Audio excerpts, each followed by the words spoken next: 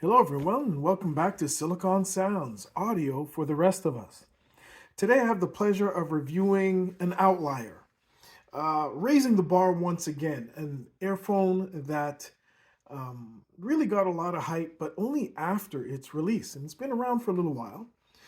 So is this company, the Simgot EA500. Closer look at it, very nice. So, Simgot may not be a name known by many, but they've been producing in-ear monitors for a number of years now, albeit not as much as attention as in recent times with their releases. The EA500 is their mid-tier, or I should say mid-lower tier offering, coming in at $80 US at the time of this review. My understanding is that the price has been dropped even further, and there was a $10 discount on Amazon US. At that price of $69 or so, these are an absolute no-brainer, even at $80. We'll get into that later. It's a beautiful product with sonics to match.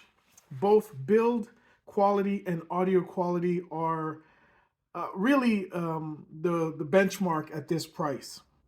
Sporting a single 10mm fourth generation DLC driver complement, the EA500 eschews complexity for simple and functional elegance. Little message to other manufacturers here. At this price range, I wish more manufacturers would concentrate on getting the simple right without escalating driver counts and fancy text, which more often than not degrades the audio quality as the tuning and the coherence and the integration of all these technologies just falls by the wayside. So there are two tuning nozzles included with the EA500, a red one and a black one.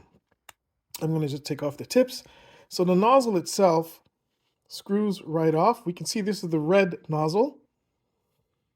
If you can see that. There's also a black nozzle. The red offers a more Harman-like tuning, while the black offers what Simgot calls the Simgot Classic Modified Tuning Target. Basically a modified version of the Harman tuning, which among other enhancements to the frequency range, gives a little boost in additional upper mid treble emphasis. What Simgot has blessed us with here is an IEM that has raised the bar noticeably on what users can and should expect sub $100. The EA500 leaves the majority of competitors' offerings in this category, pricing category, well behind with respect to both sound and build quality. Add to that its included flexibility of two tuning filters, and what we have here is a recipe for success. Let me add that the recently released Hideous MS5 and I believe the Moondrop Kato, if I'm not mistaken, those tuning filters can also fit the barrel of the EA500 and vice versa for even more tuning flexibility. But let's talk about the Simgot EA500 as it comes out of the box. Very easy to drive, but it does benefit from a more capable source. Tip and cable rolling are definitely needed here, as the included tips are not exactly top of the line or stellar. They're okay, but they really don't allow the IEM to reach the best performance level. So let's move on to specs and see how this thing really sounds. For the majority of my listening, I used the red nozzle as it had a more harmonish tone or tuning, and I found it to be more conducive to getting an idea of what this sounds like compared to competitors without such a level of flexibility. Specs: 10mm dual magnetic circuit, dual cavity dynamic driver unit, 4th generation DLC diaphragm, dual tuning, and dual frequency curve by virtue of the swappable tuning nozzles. High density metallic cavity. It is an all metal designed earphone. Very well done. And I have to point out what this is right here in a minute. Comes pretty stock sensitivity, 123 decibels, which is quite sensitive. And an impedance of 16 ohms, a little lower than usual 32, but still quite easy to drive. Equipment used was the EIDA 9038S G3 using the stock filter, topping A50S amplifier, XDO MT602 hybrid tube amplifier, and the DAC was the SML Sanskrit 10th Mark II. Tips used were BGVP W07s, and I settled on the Final Audio E original tips. These are a keeper. You must have a set in your collection. Must have a set if you're into tip collecting. Cable was the nice HCK Nychek 16 core high purity copper, as well the XINHS silver and OCC copper hybrid. Build, fit, and quality. Now, how are these things built? Very well built. The metal shell feels solid with some weight to it, but not as much to cause any kind of detriment to comfort. The two tuning nozzles have to be handled with care because once they're removed, they're quite small and easy to lose. The included accessories are standard fare, but of similar quality as well. They're medium size. Fitment was definitely not an issue. These fit very easily in my ear for long periods of time. They were comfortable. Now, I need to point something out here. This is a mod. It's a Y3 filter covering the base vent at the base of the nozzle. I will tell you that I tested without this because it would be unfair for me to do that and give my honest opinion on something that's been modded. That being said, this mod, and I'll talk about it later, really enhances this earphone quite a bit. So that's why the filter is covering a vent hole. So let's continue, and I'll get to that absolutely a little bit later. Bass, unmodded, of course. All observations, again, are on an unmodded EA500 from Simgot. Bass reminiscent definitely of another overachiever, the almost, if not legendary, HZ Sounds Heart Mirror. Quick, snappy bass with good resolution and texture representation. The EA500 does beat the Heart Mirror best with respect to bass power and impact though, yet neither could be called a bass head's dream. Some may actually call the Simgot EA500 as bass light, which is definitely not. The bass goes exceptionally deep and is more, in my opinion, representative of what was in the recording. I know there's a lot of people who consider themselves bass heads. I'm more of on the audiophile bend where I want things to sound as they were intended.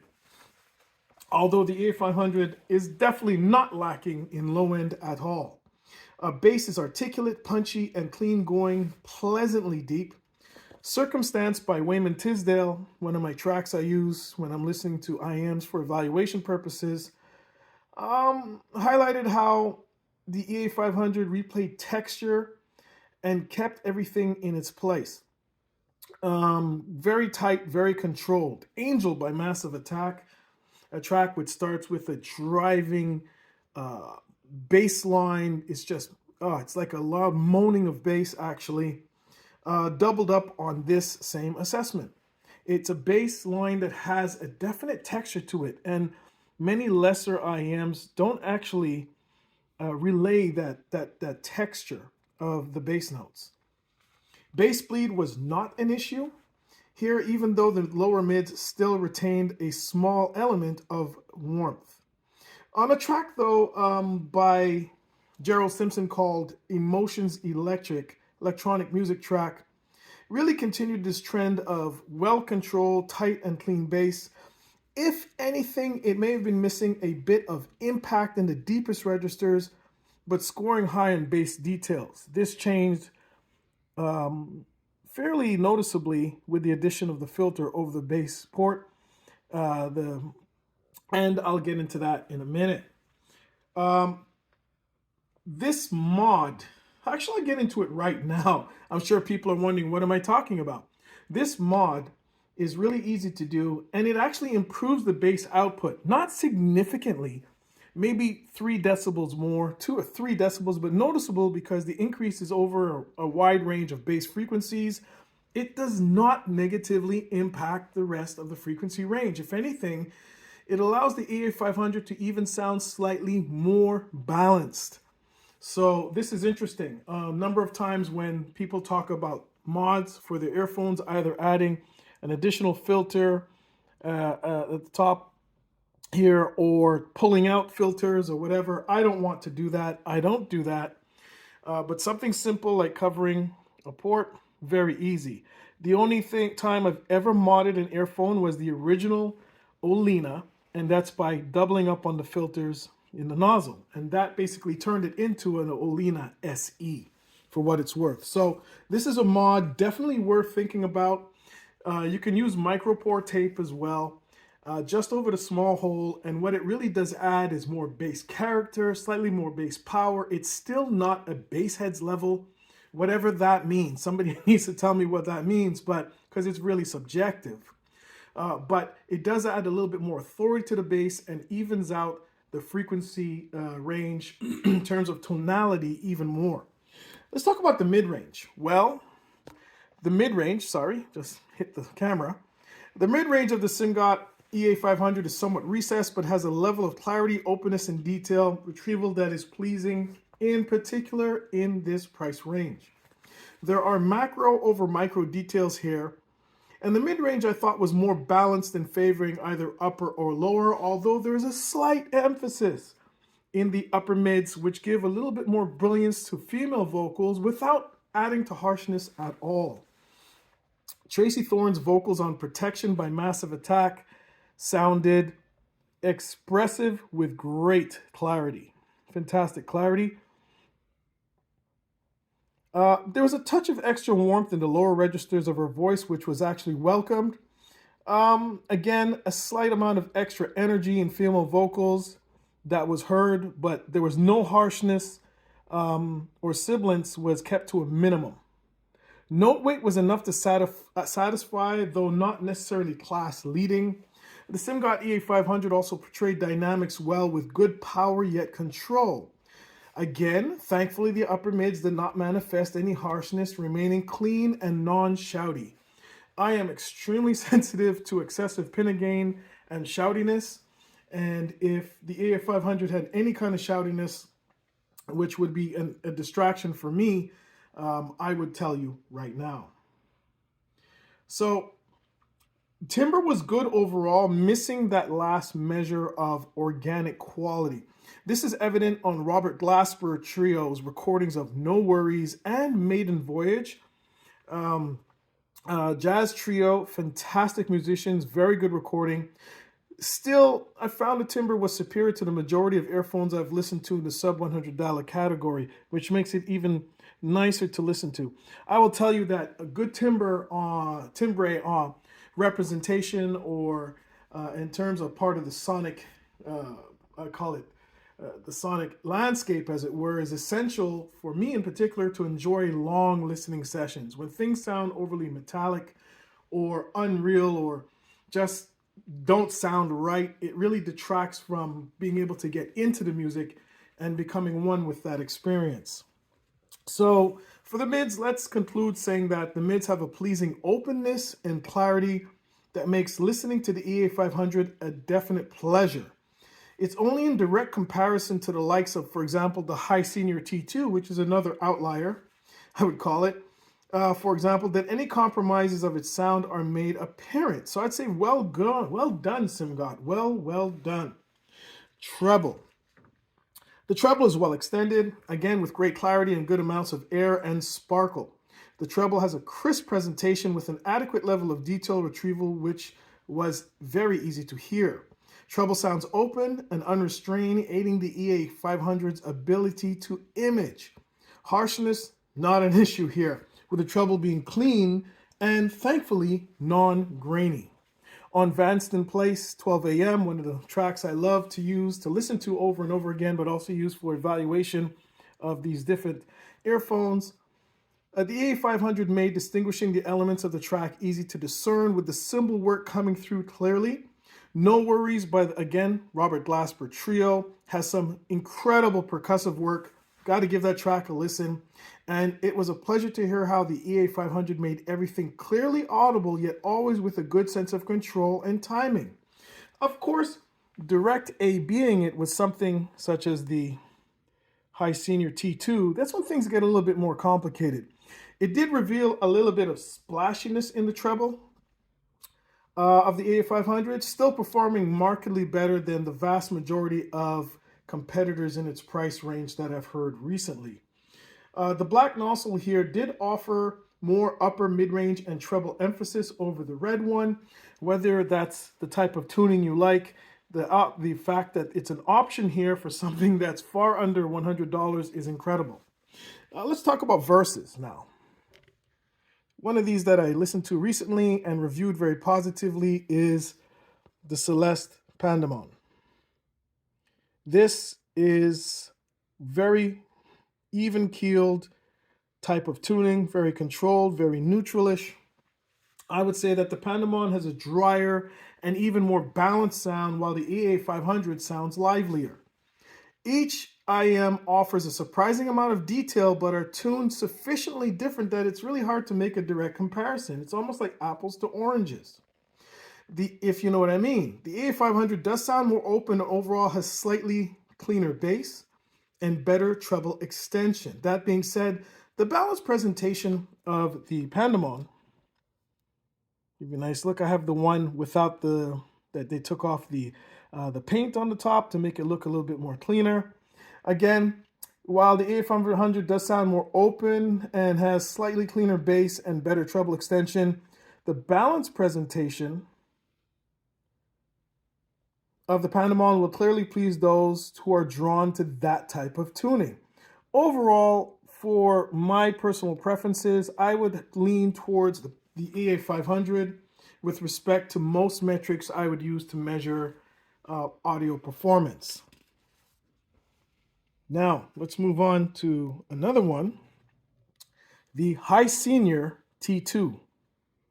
This is a dual BA design, only 2 BAs in here, giving you all that sound, quite incredible. So the T2 has a driver complement of 2 balanced armature drivers versus the single dynamic of the EA500. Bass is tighter with better detail and texture retrieval on the T2, with bass output between the two being quite similar. At times, I thought the T2 had better bass output. Sometimes the EA500 modded would have better bass output, but they're very similar. Modded, by the way. The T2 is definitely more tip dependent here. The deepest sub bass is slightly more prominent on the EA500, but again, it's really up to proper tip rolling with the T2 and getting a proper seal.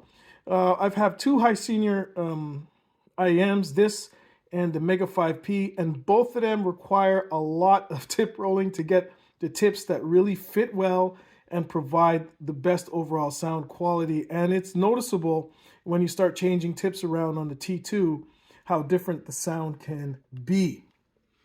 Mid-range on the T2 is more intimate, with a greater level of detail retrieval, in particular with respect to micro details. Both have an openness and overall clarity that impresses, though layering is superior on the T2. Treble is more extended on the EA500, while detail retrieval is superior on the T2. Let's put it like that, which does not sound dark by any measure.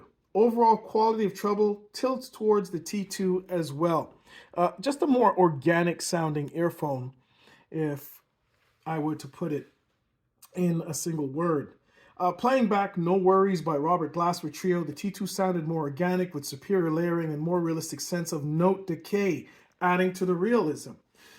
It's not so much the strike of the skin on the drum or the cymbal, it's how it decays that really relays how realistic that instrument sounds. And here I'd have to tilt towards the T2 for preference. With respect to imaging and soundstage, the T2 presented a more intimate soundstage, but with better height and depth components as opposed to the EA500. The EA500 actually has a wider, more vast soundstage if I was to compare the two. But the T2, even though it's more intimate, the height and depth components are more noticeable. On some very rare tracks, the T2 can sound more analytical than the EA500, which tilted the comparison in favor of the Simgot on those very rare tracks, 1 out of maybe 50. Still, this was quite rare, and overall, I would say that the High Senior T2 has a more organic and pleasing sound. But I don't want to take anything away from the EA500. This is a fantastic deal below $100. Absolutely incredible. I should hit upon imaging and soundstage a little bit more. The Simgot EA500 imaged well with ample width and a sense of depth, if a little lacking in height. Listening to Stimula by Hugh Masekela presents a moderately large soundstage as opposed to a more intimate setting. But instrument placement within that soundstage was very easy to pinpoint, so that's a definite positive thing. So let's roll on to the conclusion now. What's my conclusion? Ooh, I apologize. What's my conclusion for the EA500? Well, Simgot have a winner here.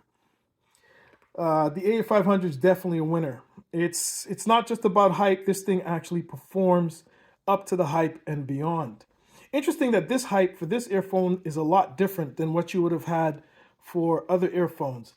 It wasn't necessarily hype before its release. It was hype mostly after its release, and people actually got to listen to it.